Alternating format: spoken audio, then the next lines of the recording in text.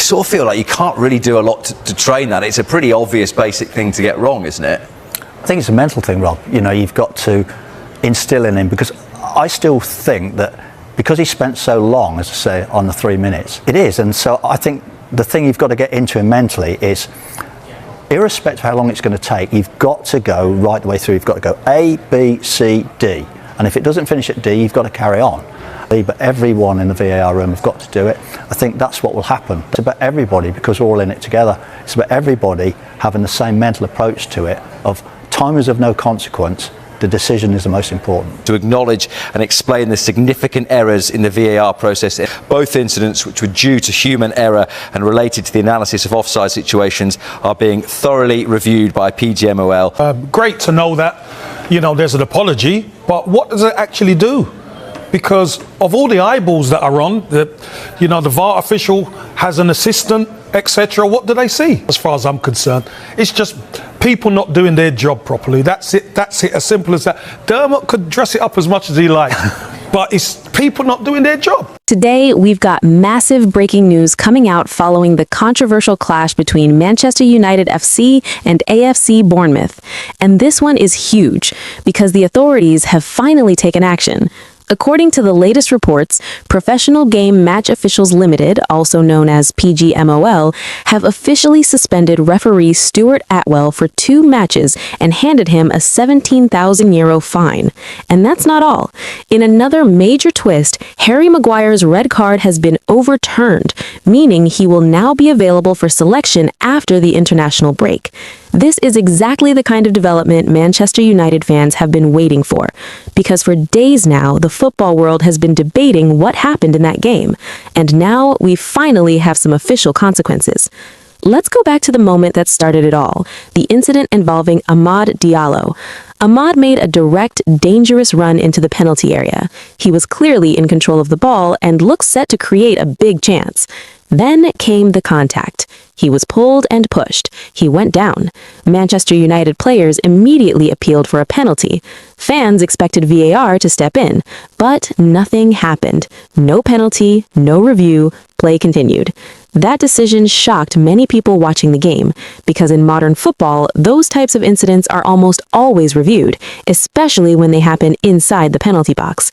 And now, with Pgmol taking action, it confirms what many already believed, that it was a mistake, a costly one.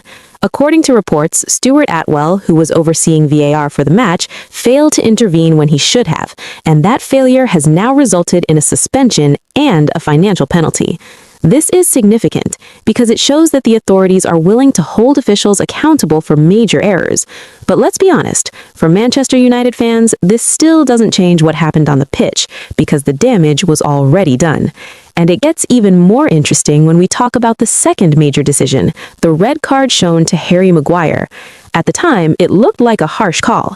Yes, there was contact. Yes, it may have been a foul, but a straight red card? That's where many people disagreed. And now the decision has officially been overturned, which means Maguire is cleared to play in the next match after the international break. This is a huge boost for Michael Carrick and his squad, because Maguire's presence in defense brings experience, leadership, and stability, especially at a crucial stage of the season. It also raises another important point. If the red card has been overturned, it means the original decision was incorrect. So once again, we're looking at a situation where a major call went against Manchester United and has now been reversed after the fact.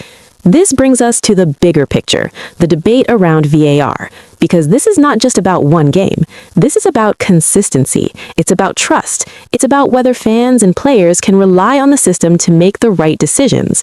When VAR was introduced, it was meant to eliminate clear and obvious errors. It was meant to bring fairness into the game. But incidents like this raise serious questions. If a clear penalty is missed, if a red card is wrongly given, and both decisions are only corrected after the match, then what is the real impact of VAR during the game itself?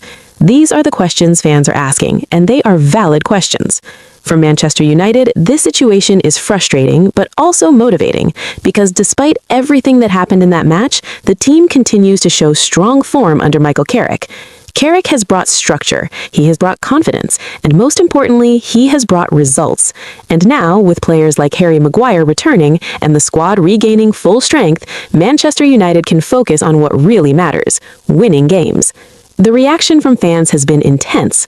Many feel that this decision by Pgmol is a step in the right direction, but at the same time, they believe more needs to be done, because consistency and refereeing is crucial. Every team deserves fair treatment. Every decision should be made with clarity and confidence, and when mistakes happen, they must be addressed quickly and transparently. This situation could become a turning point, a moment where the authorities take a closer look at how VAR is being used, how referees communicate, and how decisions are made in high-pressure situations. For now, though, Manchester United will take the positives. Maguire is back, the mistake has been acknowledged, and the team can move forward. But one thing is certain: this controversy will not be forgotten anytime soon. So the big question is this: is this enough? Is a suspension and a fine enough to fix the issue?